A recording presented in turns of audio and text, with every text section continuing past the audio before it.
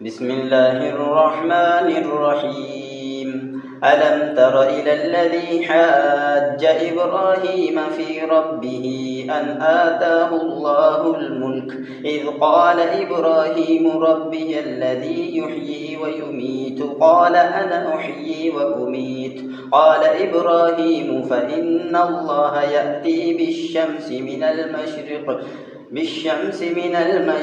فأت بها من المغرب فبهت الذي كفر والله لا يهدي القوم الظالمين أو كالذي مر على قرية وهي خاوية على عروشها قال أنى يحيي هذه الله بعد موتها فأماته الله 100 عام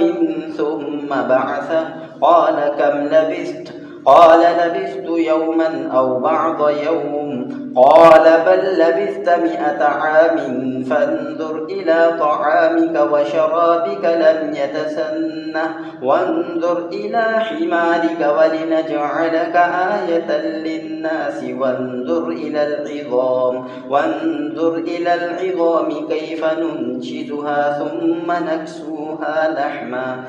فلما تبين له قال أعلم أن الله على كل شيء قدير وإذ قال إبراهيم رب أرني كيف تحيي الموتى قال أولم تؤمن قال بلى ولكن ليطمئن قلبي قال فخذ 4 من الطير فصرهن إليك ثم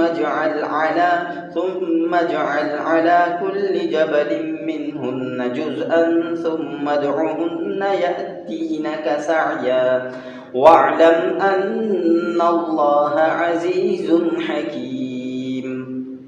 Suratul Baqarah, ruku number 35.